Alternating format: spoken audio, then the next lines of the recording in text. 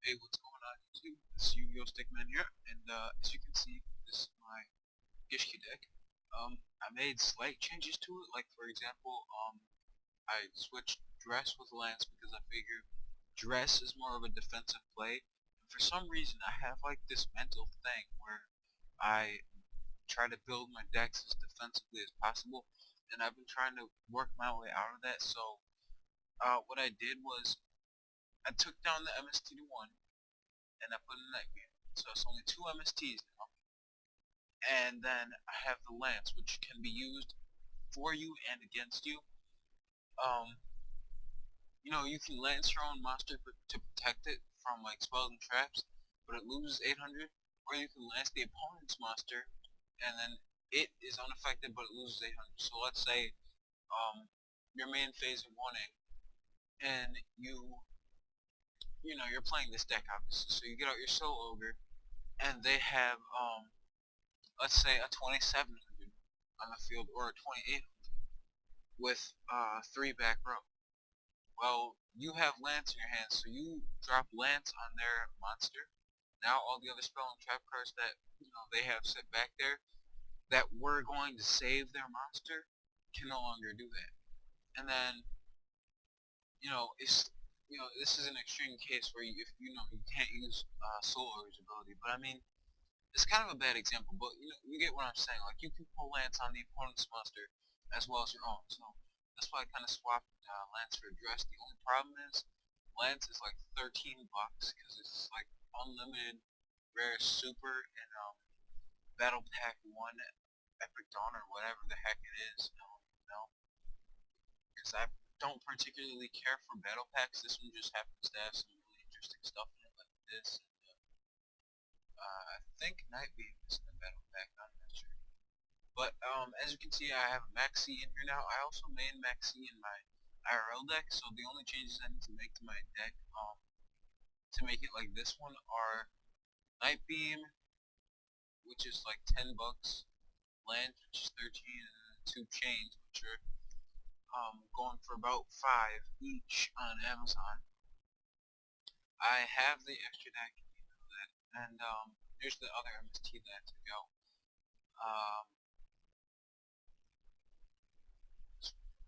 I took that out for Lance, I believe. And then I decided to side a Gozen match because this thing, with this deck, is so good. Each player sends monsters they control to the grave until the control monster has only one attribute. First thing, 99%, well, more like a 60-40, you're going to have one monster on the field. And if you do happen to get that 40%, and you do have like 2 or 3 monsters on the field, every monster in this deck is water except for Max C, which you are not going to summon. If you do, bad, wrong. And then what your opponent, chances are that they're probably going to run monsters with the same attribute, but a lot of times I'll see it with like different attributes. There'll be like lights and earths together or whatever, whatever else, or like a dark or whatever. So chances are it's more of a it's like a 70-30 that you're gonna see the same attribute to versus varied attributes with your opponent's decks. So that's why I kind of sided it, and then I only sided one because how effective is Gozen Match really gonna be in this type of a deck? It's not a meta deck. It's not a very competitive deck. Whereas Gozen Match is really a competitive window your opponents away, field away card. And especially since it's an infinite card, I feel like you only need one of it in Gishki decks. Solemn Warning I took out for a Fiendish Chain. Remember, this is like the ideal deck because I kind of like Fiendish Chain better because this way I don't have to run an effect failure really. I mean, it'd be nice I guess to still have one or have 2 Max C and 2 Trag. Take the Trag challenge, but I figure my deck's really not that competitive. Plus, when you go that far, you're really kind of changing the whole structure of the deck. When you start adding, 2 Max Cs, 2 Trags, and 2 Veilers, that's really kind of changing the whole playstyle and structure of the deck to like set up and then counter. That's really what it's changing it to. Whereas Gishki's, I feel like the playstyle is more of a set up and then swing for massive amounts of damage. That's more of an aggressive playstyle because as you can see there isn't much defense here other than like the two bottomless and the two compulse. And now the two chains because like I said, adding two Valor is kind of changing the playstyle. So yeah, enough about that because I'm kind of like repeating myself. But the chain is just more back row hate for my opponent. Back row. Wow. Sorry, I'm tired. It's 9:30 and I just got done with finals. Not done, but I took some anyway. I took some finals. Uh, so that's just more hate really, I guess. I mean, I'm not quite sure if Draco Sack can be targeted by that. Come on. There we go. Mecha Phantom Beast Draco Sack. Sorry, I'm adjusting my headset. Okay, so 99. Okay, so it's like a 99% chance that Draco Sack won't even be. You won't even have a chance to pull Fiendish on Draco Sack because summon, activate effect, tokens, immune. But on the summon, I'm pretty sure you can chain a Fiendish. Yeah, you could just when they summon Draco Sack, you could just Fiendish it. Although they'll probably what is this?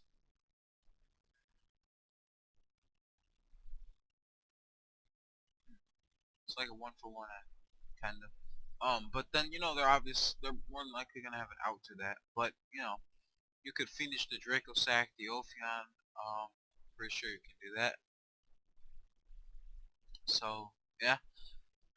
And then Judgment, I like Judgment better because you can negate anything at all, whereas Solemn is only special summoning. Now we're gonna move on to talk about some of the other decks that I have on here. This is how the deck was originally when I first got it. Yeah, that's just for those who want to see. I built this prophecy deck today. It's not my build.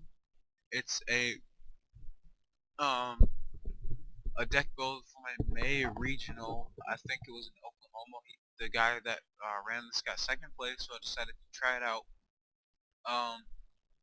Three prophecy, my bad. Three priestess, three magician, two justice, two Valor, two Trag, and this is where it comes in where like the playstyle becomes set up,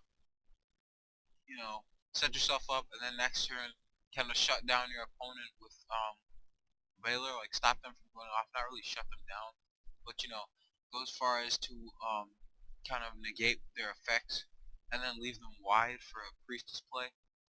So and two Trag, two Gemini Elf, three Judgment, three Secrets, two Master, two Fate, two Power, two Wisdom, a Life, an Eternity, and then a Grand Spellbook of Tower.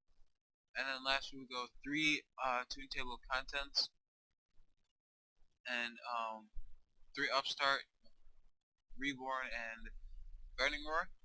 Now I believe he said that these were like he didn't draw into them at all day throughout the regional. The guy that made this deck, I'm not taking any credit for it because I don't know prophecies. I'm just getting into it. I mean, if I had a choice, this would probably be my third deck that I run. It'd be Gishkis, then Thunder Families, then Prophecies. Just because I like Gishki and Thunder Families. They're really fast, or they seem pretty fast. I don't really run Thunder Families, but I know Gishki, they're pretty fast. And they're non-meta decks. I like non-meta decks better than I like meta. But I feel like once Mermails become non-meta, I'll probably end up getting into them, maybe net decking them because expensive. Same with prophecies. I'm probably just gonna stick to net decking because I like prophecies. I wouldn't mind running them in IRL if I had some, but they're kind of expensive, so I just decided to leave it alone. I always forget about the meta decks for now, and then if I end up liking it, I might pick it up later on. I don't know. But anyways, he said that this was in there for the Toon Gemini. I don't really know why he runs Toon Gemini Elf. I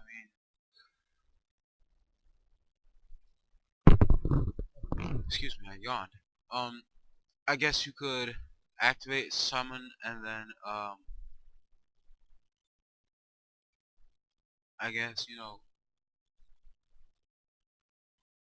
um,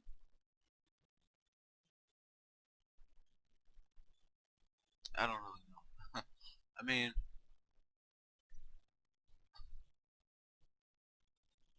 you can summon it if you want to, but it can't do anything. I mean, it's just a dead card sitting on the field, so I don't really know why he has it in his deck. It's just, it's his build. Like I said, I'm not taking credit for any of this, so I'm not going to try and explain it. I'm just going to do my best to give you an explanation of what he said, really. So that's that. And then upstarts for draw power into judgment first turn. I think that's what he was saying. And then threatening because threatening.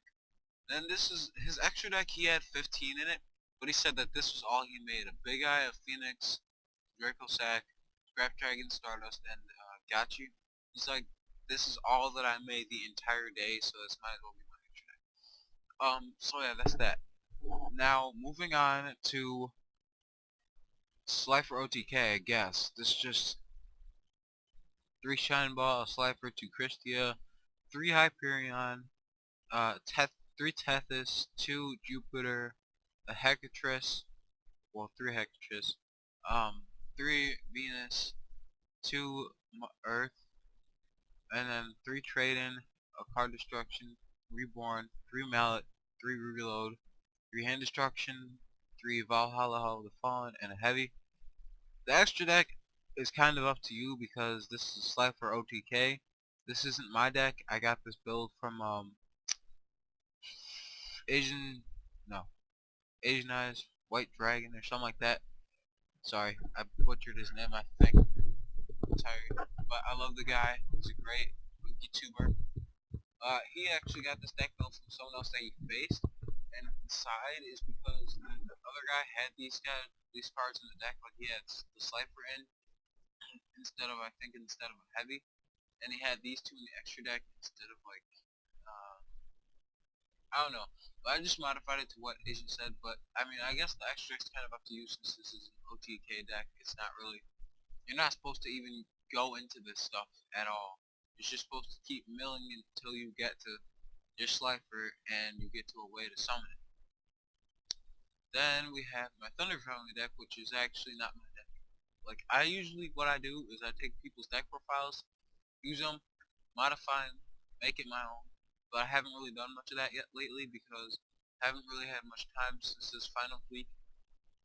But this is the deck. You can kind of see it's 2 Trag, 2 Thunder King, 3 Seahorse, 2 Prism, 3 Ma, 3 Pa, Honest, 2 Sist, 2 Veiler. Then you can kind of tell what all these are. This is a recycling batteries, then 2 Lens, then extra deck, up to you, side, up to you. Macrocosmos though, that's the one thing I wanted to talk about with this deck. I do not understand for the life of me what the big deal is about this card. Everyone's always like, oh, Macrocosmos, man, Macro Rabbit, Macro Dino, whatever the heck the case may be. Oh, this deck really gets shut down by Macro. Calm down, okay? You want to know what this card is? A trap card form of Dimensional Fissure. That's all it is. It's a trap card form of Dimensional Fissure that lets you summon a Helios, the primordial sun, which nobody runs because it's a specific archetype that only works with itself. Okay? The Helios archetype, if you will, I'm sure that's not what it's called, really it plays best with it when it sticks to itself, like you remain pure to the archetype and you don't stray and start mixing cards like how people like to run Watts and Thunder families together. I don't like that, but that's the example of how you mix archetypes.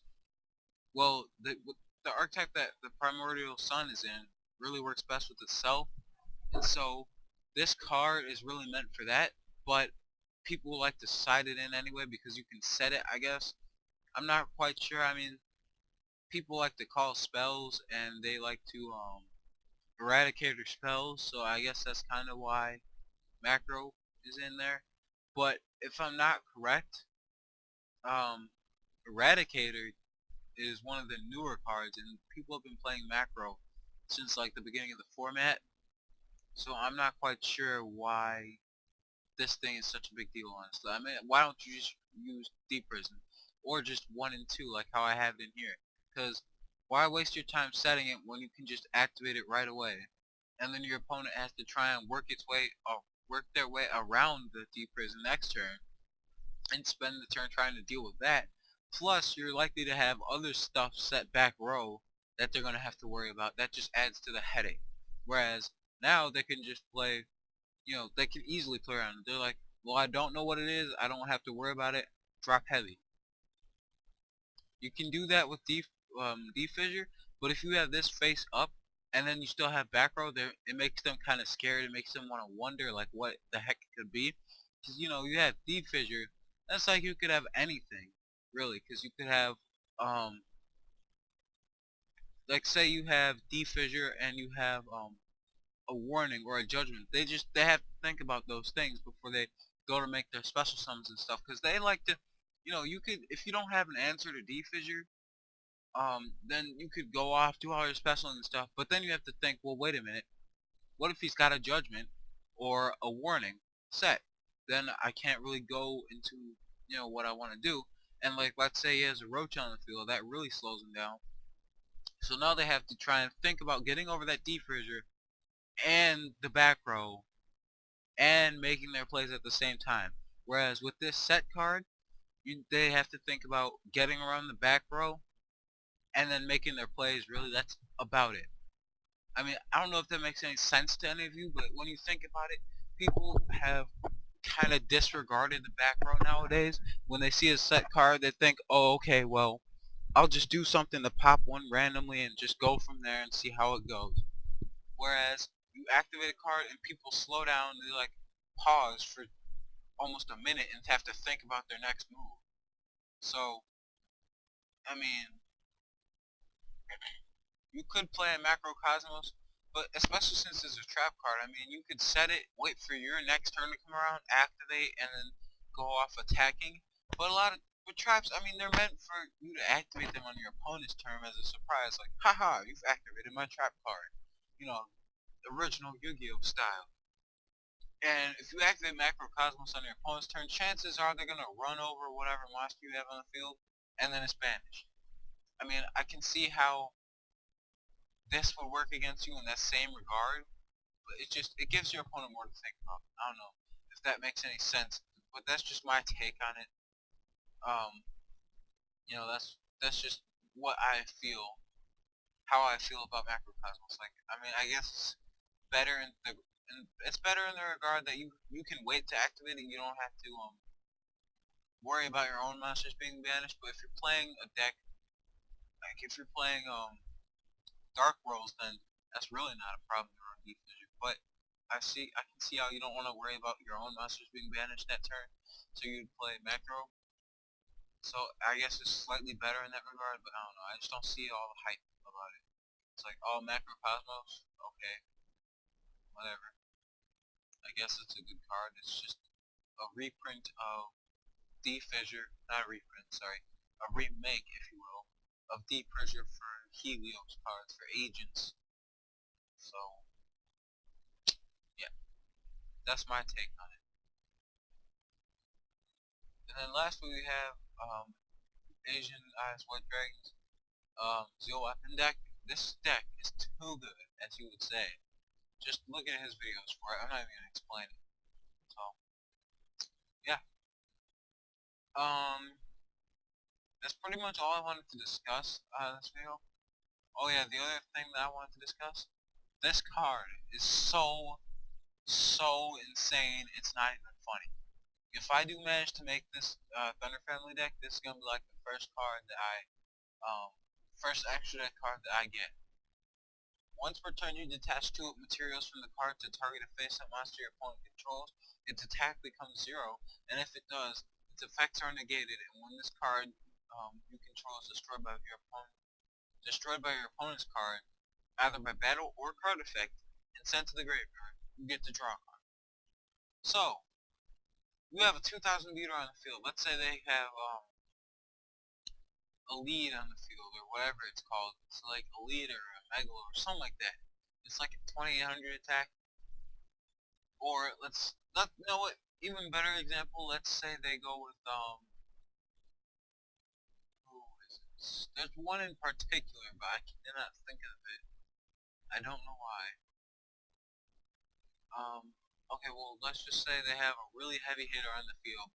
You make a Paladinimo, where they're like, that thing is like scrap to me, you know? It's nothing. It's got nothing on it. Well, you go Starlish Paladinimo detached to your attack 0. Your effects are negated. Your monster is screwed. It's done for. Then, let's say they go, oh yeah, well, I'll mirror force you. Okay, I get to draw a card. That's a plus. Then you can go from there. I mean, this card is just too good to go without in a Thunder Family deck. So I think that's all I wanted to discuss really. I ordered some new sleeves for my cards. And I don't know. I don't know what to say now. I guess I'll bring you a deck profile since I changed it very ever so slightly. And that's all I can really do at the moment because Saturday hasn't rolled around. So the people at my locals wouldn't be. They'd be doing whatever they're doing until then. Then I guess I can go there. But the only problem with that is my locals don't allow video, so I can't bring you guys any duels unless I get someone to record, like a duel of me and Z Prism IRL, or like the Digital Fox and Z Prism or something. But I'm trying my best, guys, right now. So yeah, that's it. Thanks for watching. I'll probably have a deck profile, even though you can see how I would like the deck to be right here. So yeah. But I think what I'm gonna do is bring you guys a live devpro duel this time. So peace.